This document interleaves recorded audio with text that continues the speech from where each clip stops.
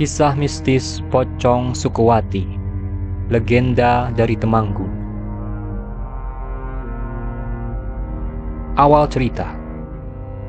Cerita ini dimulai di Temanggung sekitar pertengahan November 1973. Sukowati, seorang gadis berusia 23 tahun, baru saja kehilangan ayahnya sebulan sebelumnya. Ibunya sudah meninggal saat Wati masih kecil, ketika dia berusia 8 tahun. Sejak kecil Wati tinggal bersama neneknya, karena dia adalah anak tunggal dalam keluarga terpandang di desa itu.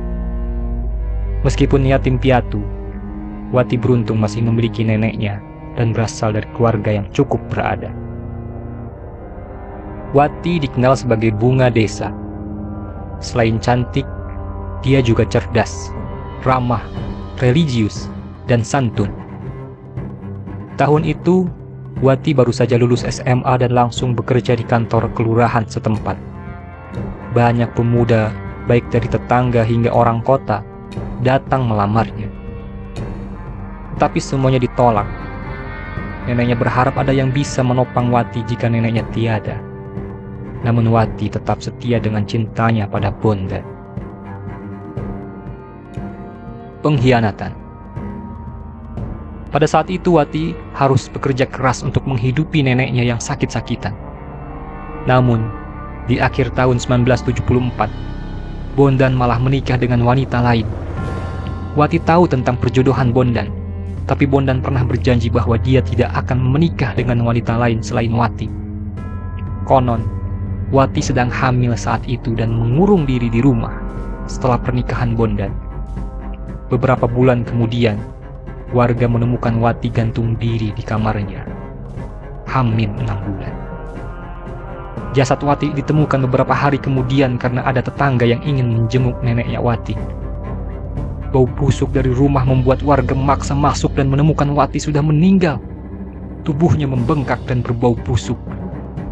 Desa pun geger. 3 hari setelah kematian Wati, banyak warga melaporkan melihat pocong yang diyakini sebagai Sukowati. Salah satu saksi adalah Dedi. Suatu malam, Dedi terbangun dan ingin buang air besar.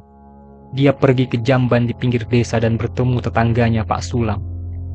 Namun, ketika mencoba berbicara, Pak Sulam tiba-tiba menghilang dan Dedi ketakutan, lalu lari pulang. Di depan rumah, Dedi melihat sosok putih yang menghantam pintu dengan kepalanya. Dedi ketakutan dan mengurung diri di rumah. Keesokan harinya, semua warga bercerita tentang teror pocong Sukowati. Nenek Wati pun sering berkata bahwa Wati pulang membawa bayi, membuat warga semakin takut. Kesaksian Mas Sarjono. Sarjono, seorang sarjana yang awalnya tidak percaya pada hal-hal mistis, suatu sore melihat sosok wanita berjalan dengan bayi di gendongan. Ketika sosok itu berbalik, Sarjono melihat wajah wanita itu adalah Wati, dengan darah mengalir dari pakaiannya. Kejadian itu membuat Sarjono ketakutan dan akhirnya percaya pada cerita mistis ini. Sukowati dan Bondan. Setelah kematian Wati, Bondan mengalami gangguan kejiwaan dan sering terlihat berbicara sendiri di makam Wati. Pernikahannya tidak bertahan lama, dan istrinya akhirnya menceraikannya. Keluarganya mencoba berbagai cara untuk menyembuhkannya, tetapi tidak berhasil. Bondan bahkan sempat dipasung selama 1,5 tahun.